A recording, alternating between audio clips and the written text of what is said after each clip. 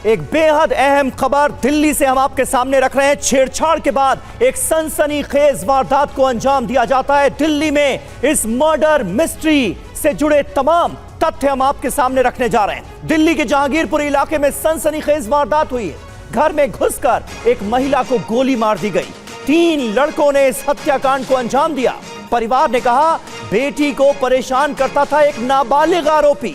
बेटी को हॉस्टल में भेजा तो मां को गोली मार दी।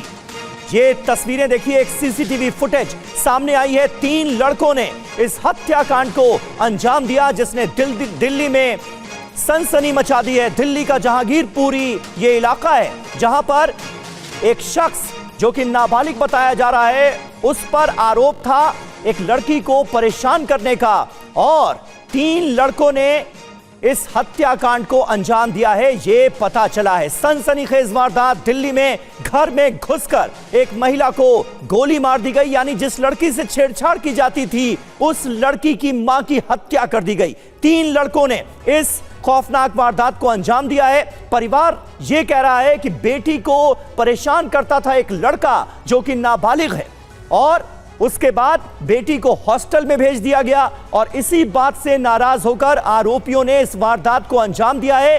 मां को घर में घुसकर गोली मार दी।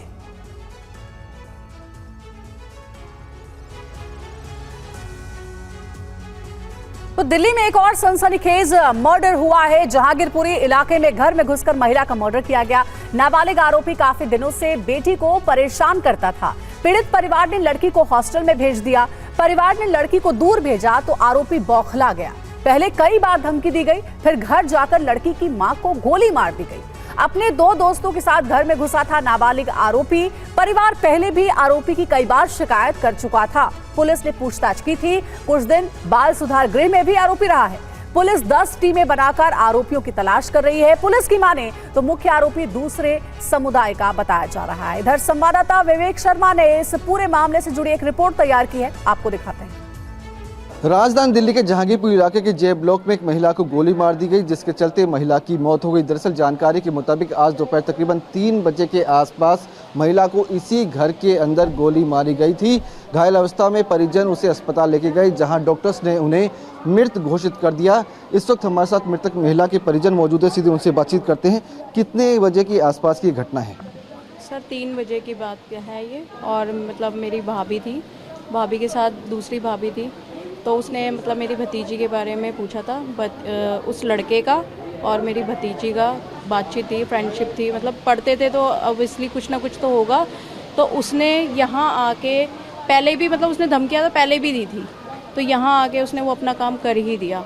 फ़ोन मेरी भाभी दूसरी भाभी फ़ोन करने ही वाली थी भाई को, तो उनसे फ़ोन भी ले लिया कि फ़ोन रख, और बस गोली मारी और वो निकल गए।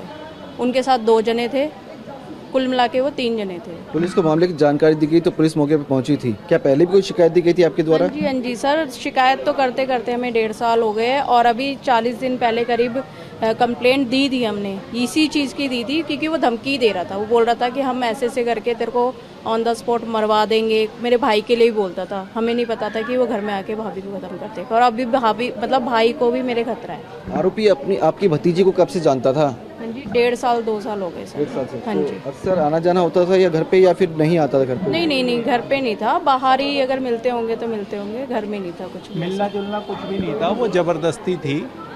एक मतलब कहते कि टॉर्चर करना, जैसे हमारे उसमें कहा गया कि जिहादी मामला, ये जिहादी मामला था, ज़बरदस्ती करना।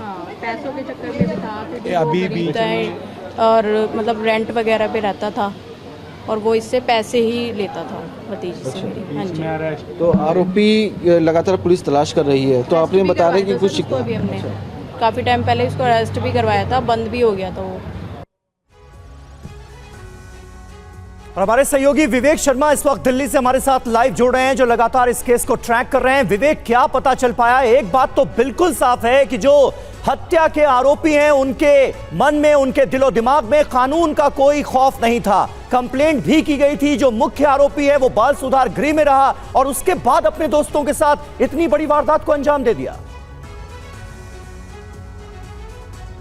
देखिए, बिल्कुल बात की जाए तो लगातार पुलिस की टीम आरोपी की तलाश में जुटी हुई है। तकरीबन 10 टीमों को लगाया गया है और नाबालिग के साथियों के साथ साथ नाबालिग को भी ढूंढने की कोशिश जो है बदस्तूर जारी है। जिस तरह से शुक्रवार दोपहर तकरीबन 3 बजे के आसपास नाबालिग ने घर में घुसकर महिला को गोली मारी अपने साथियों के साथ मिलकर, वो बेहद ही हैरान कर देने वाला था। पहले वो घर के अंदर दाखिल होता है, महिला से पूछता है कि उनकी बेटी कहाँ पर है। जब महिला ठीक से जवाब नहीं देती, वो मना कर देती है, तो आरोपी पिस्टल निकालता है और महिला को गोली मार देता है और उसके बाद मौके से फरार हो जाता है।